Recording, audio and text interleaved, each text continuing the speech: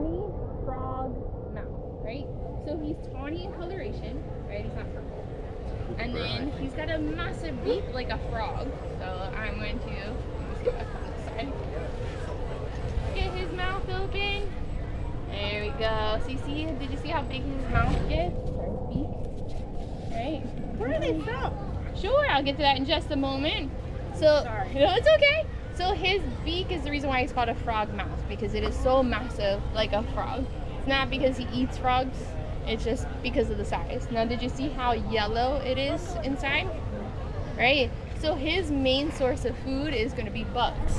Basically, what he wants to do is look like a bump on a tree, right? Exactly. And then he's going to hold that open like a flower, right? So that way the bugs come and land in that massive beak.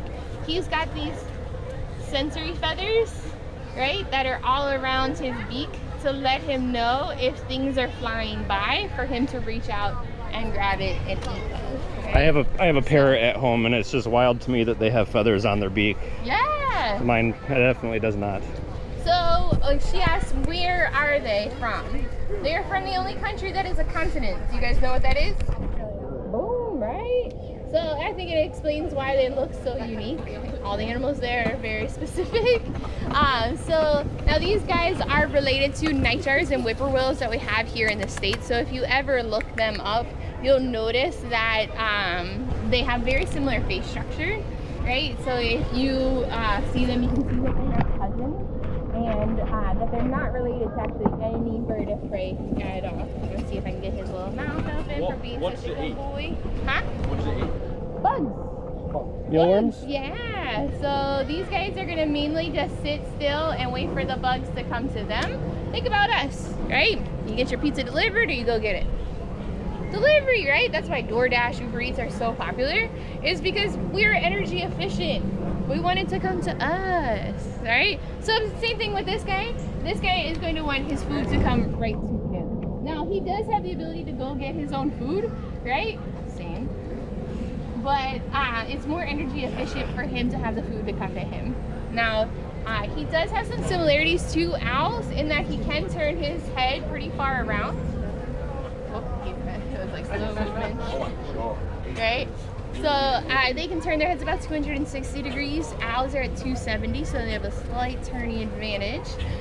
The other thing is owls are silent flyers. They're able to sneak up on their food, right? Same thing with these guys. So the feathers on the very edge of their wings are serrated, and that's so that way it cuts through the wind and they're able to fly silently through the air. I will say Taz here mainly did that to our dolphin trainers. So he used to live in our aviary, and when our dolphin trainers would come to make sure that our heaters were on at night, he would come and sit on their heads. And I would hear the next day about how some bird tried to kill them. And I'm like, he weighs half a pound, and they weigh 400 to 600 pounds. I'll take this all day, you know?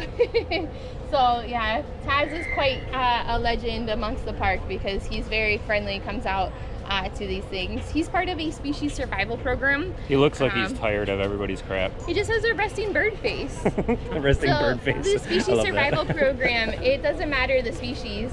It is going to go for dolphins, it's going to go for some of our fish, and what they're doing is they're forecasting about 100 years in advance for the species in North America to see how the genetics are here in North America, because we don't want any, you know, kissing cousins or things of that nature, so we want to make sure the lines are clean.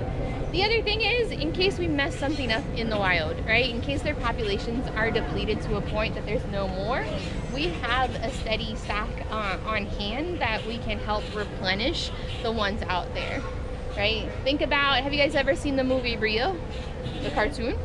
Did you know it was based off a true story? Yeah, it was based off another type of parrot. It's called a Spix's macaw. And they were completely hunted to extinction for the pet tree, right? Because they were so pretty. I know, buddy. Sometimes it gets a little spicy about them. That's what that face is all about. Yeah, it's like, ugh. So a bunch of people wanted those Spix's macaws for pets, and for over 2 decades, there was no Spix's macaw in the rainforest in Brazil until about 3 years ago. They were able to breed a bunch up and release them, and And then 2 years ago, they had their first wild hatch in over 2 decades. So just because we mess something up in the wild, we can fix it because we do keep these bloodlines very clean. That's why. This way. Hi. Yum. Yeah. I love Tuca.